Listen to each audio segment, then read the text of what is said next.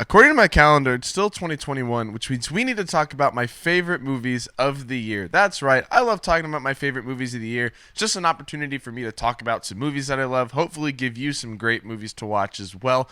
It's been a weird year for movies. I didn't get to see a ton just because I've been really busy this year, and especially a lot of Oscar contenders I missed out on, so a lot of these movies are just going to be blockbusters.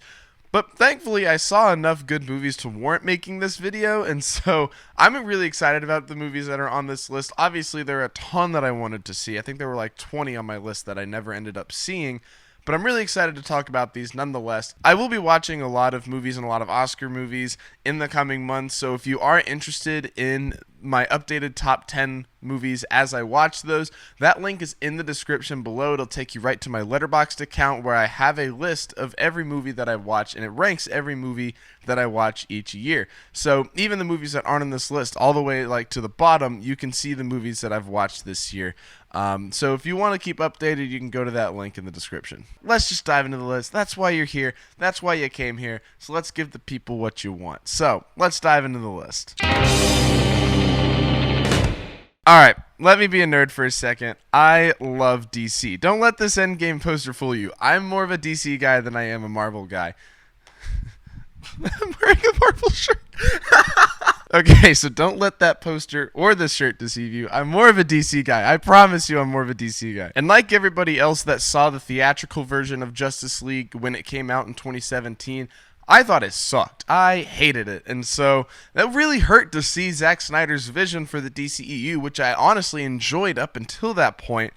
It sucked to see it go down the drain. And so I'm really happy that Zack Snyder got his vision, realized that he got to put this out there, and it's so good. It's worlds better than the theatrical version. I can't imagine a world where Warner Brothers saw what Joss Whedon put together and was like, oh, that's so much better to put out in theaters than what this guy gave us. Like, I don't see how that's possible, but somehow that was the case. And so I really love Zack Snyder's Justice League. It really feels like the version of Justice League that we should have gotten in the first place. It's very cohesive with Man of Steel and Batman vs. Superman. It just fits really well together. And the stuff that this movie brings in that the theatrical version doesn't offer is astounding. I really love Zack Snyder's Justice League. If you haven't watched it yet, it's a bit of a watch because it's 4 hours long, but it's 100% worth it if you're a DC fan. This gets my vote for surprise of the year. I had no idea what to expect with Nobody. I had seen the poster on Twitter, and I had seen 2 shots and GIFs on Twitter. That's it. I had no idea what this movie was about. I just knew it was an action movie with Bob Odenkirk, and I was shocked. I had so much fun with this movie. I thought the action was just awesome. In lieu of stuff like John Wick or Kingsman, it was just really, really well put together. Now, granted, it is a pretty familiar storyline, which is why this isn't higher up on the list, but I had a ton of fun with this movie. Bob Odenkirk crushes this role. The soundtrack is great. The action is fun. If you're looking for just a great action thriller that just kind of stands alone and is just its own thing, this is a great movie for you. You don't have to really understand the world or the story. You can just watch it and appreciate it for what it is. It's a great time. It's so much fun. And if you love action thrillers, you definitely got to check it out. In case you don't know, I'm a big musical theater guy. I love In the Heights. I've loved this story for a long time. And when I heard it was getting the movie treatment, I actually was really excited because it felt like the type of story that would work really well as a movie, unlike other musicals like Evan Hansen. I'm looking at you, bud. You weren't good. I'm sorry. And I'm happy to report that this story works great as a movie. I think the best part of this movie is that the environment is just so rich. It is so vibrant. You can feel it whenever you're watching it on screen, and it's in a unique way that you don't quite get when you're watching it on stage. This is gonna sound weird when I say it, but it kind of felt like when I first watched Do the Right Thing, in the way that the environment is just so visceral. Like, you can just feel it. You can feel the heat of the New York City day. You're just walking through life with these characters. It feels like you're a part of this neighborhood when you're watching it. And one of my favorite things of this story is that there's not really a clear antagonist. It's just a neighborhood doing life together and going through their problems and trying to, band together and get through them. them, which I really, really appreciate. It's just a really nice slice of real life when you're watching this movie. Of course, add in the fact that you have musical theater numbers and dance sequences and stuff like that, but it adds to this culture that Washington Heights has. It's a very Hispanic Latino culture, and so it's really, really great. It's a really fun movie. But also has a fantastic, heartfelt, emotional story. So if you haven't watched In the Heights, please do. It's fantastic. Whether it's on stage or in the movie, it's great. I love it. 2 years later, it's just really nice to say that I've seen this movie.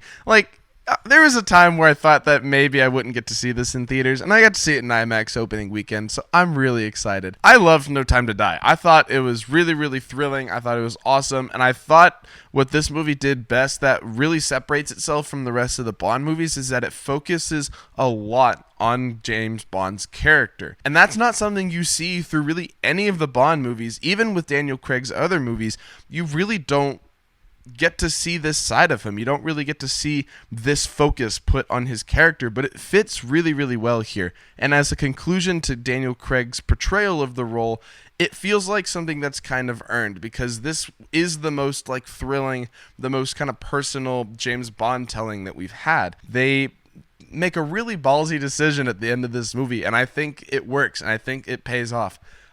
So I really, really enjoyed it. If you're a fan of James Bond, you got to check it out. It's different for a Bond movie, but I think it works here.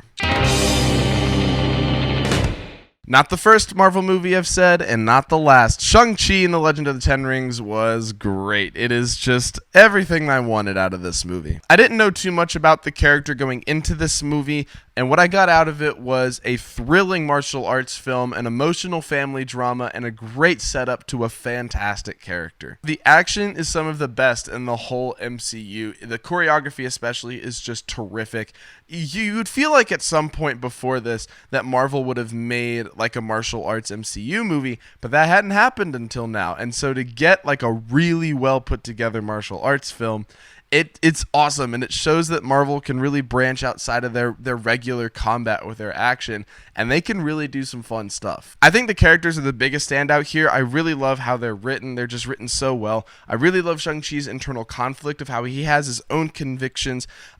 He knows what he knows is right, and he feels like he must do that, but he also has this family that is upheld by tradition and legacy, and he feels drawn to that. And so to see that kind of internal conflict, and to see him kind of, understand where his father's coming from, but also feel like he has to follow his convictions, it's really, really compelling, and it's really, really good. And on that note, Wen Wu, who's Shang-Chi's father, is just such a great villain. He's probably one of the best MCU villains out there. I think MCU's had a big problem in its past of just wasting villains. And while, spoiler alert, he doesn't make it past this movie, I don't think he's a waste at all. I think what his character provides for Shang-Chi's character to do to grow is really, really compelling. It's really, really good. You can see where his character's coming from. It's just awesome. It's a great movie. If you haven't watched it yet, sorry for spoiling it, first off. And second off, go check it out. That's right. In a year that we got two DC movies made my top 10. Deal with it. Suicide Squad was everything that I could have asked for out of this movie. Similarly to Justice League, when I saw the original version in 2016 of Suicide Squad, it hurt so bad. I always call the original Suicide Squad the most painful movie watching experience for me, just because the trailers were so good, and it led us to think that it was going to be one thing, and that thing looked so promising, and it just didn't work. And it was so disappointing, and it was so sad for me to see that. So to get the version of Suicide Squad that we should have gotten 5 years ago is everything to me. I loved this movie. It was just so entertaining. It was hilarious. It was action-packed. It was raunchy. It was bloody. It was insane and crazy. It was just everything that you want out of a Suicide Squad movie. And James Gunn is such a perfect fit here. Now, obviously, he did Guardians of the Galaxy, so we know he's capable of taking like anti-heroes and really putting together a great movie. But to get to see him with no holds, with no limits, no borders, was just really, really fun. And I'm really excited that he is behind the Peacemaker series, because that's going to be really, really fun. I'm really excited to watch that. This movie was just great. If you're a fan of Suicide Squad, if you're a fan of DC, watch this movie. This movie gives you hope that they can do these characters well, that they can do a good Suicide Squad movie. So if you're out of hope, watch this movie, and it's so much fun. It's so much fun.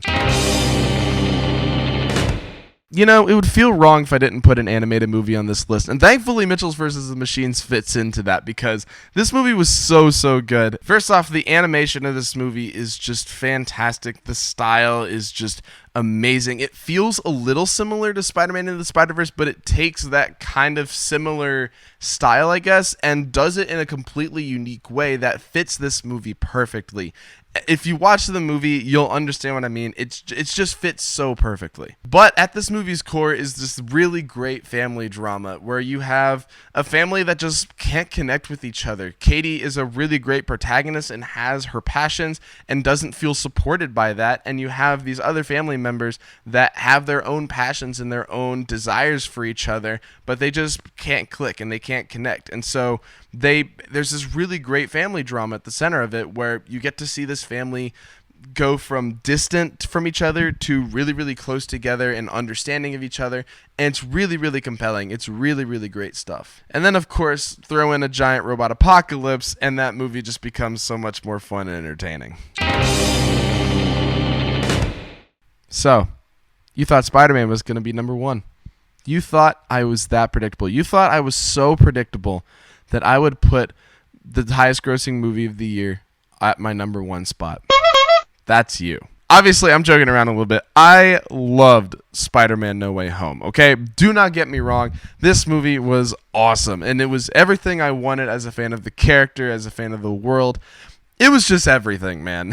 Throughout this home trilogy, we've really gotten to only see this kind of dumbed-down kid version of Spider-Man with Tom Holland. And in this movie, you really get to see him grow up, and you really get to see him honestly come into his own for the first time. I don't want to say too much more in case people out there still haven't seen it, but it's a really great film with a really rewarding ending, a great story, great fan service moments, and just some awesome action. It's just a great MCU film. Maybe not my favorite MCU film, but it's up there. It's real good. So what if it was only a part one? I loved Dune. I thought Dune was easily one of the best movies I saw this year. I actually had Spider-Man at number 2 for the longest time, and I was writing out this list, and as I was getting to Dune, I was like, man, visual effects are better. Oh, the sound is better. Oh, the score is one of the best of the year. The performances are some of the best. Do I like Dune more? And honestly, yeah, I think so. I think if you remove the hype that is around Spider-Man No Way Home that a lot of people still are feeling, I think you just have a better movie with Dune. I think the story is tighter. I think the characters are a lot more compelling. I think, like I said, the technical aspects are a lot better. I just think it's a better movie, and I think I enjoyed it a lot more. I was more sucked into that world, honestly, which is really weird for me to say as a Spider-Man fan and as a Marvel fan, but I just found myself so sucked in and so invested in this world. I'm really excited to read the book, which I haven't yet, but I do have the book. I'm really excited to read it, and I'm really excited for part 2. I really want to see where this story goes. It leaves you at a really great point that is just great to continue down the road. So I'm really excited to see how this movie gets fulfilled and how the story continues. It was just a fantastic movie. I just found myself so sucked into it, and I think technically it's the best movie of the year. Denis Villeneuve is just a master with the technical aspects. So I thought it was great. I thought Denis Villeneuve did this perfectly. I thought the cast was amazing. It was just one of the best movies of the year. I can't lie. Yeah, that's right. It was in the frame the whole time. You were just too blind to see. Look, this is a pretty controversial pick. I understand that. It all kind of depends on what your view of a movie is, whether you think this is considered a movie. Netflix calls it a special. The point is, this was the best piece of visual media that I saw this year, without a doubt. I was just so emotionally invested in this story. I was so emotionally invested in in this experience. It was, and that's what it is, honestly. It's an experience. First off, you have Bo Burnham's signature satire, which is on point here. It is so funny. But on top of that, you have these really deep emotional themes, and they're really personal and they really hit hard when you watch it. With his 3 comedy specials, you really only have a song or two that really touches on these deep introspective themes, but they're also covered with the blanket of comedy, and so you kind of get this like, oh, when you dig deeper in the surface, you see these themes, but on the surface, you just see a really funny song. And in 8th grade, we actually got a decent look at it, but obviously it's a fictional story, and so you really don't get to see how that affects Bo Burnham as much. Here, you get to see it on full display, and you really get to see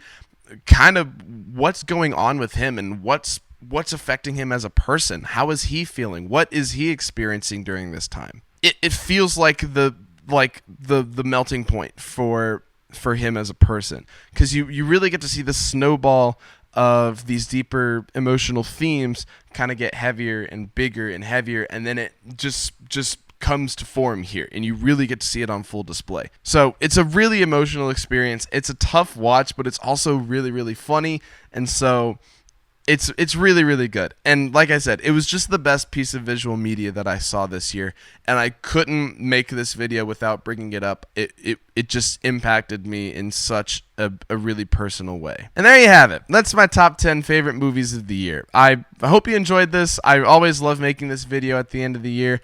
I don't know what I'm going to do with this YouTube channel in 2022. Obviously, I want to do some Oscar stuff. Obviously, I want to do some movie stuff. But I don't know what I'm going to do. So, if you want to find out what I end up doing, just like me, hit the subscribe button down below, hit the notification bell so you know when I put something out.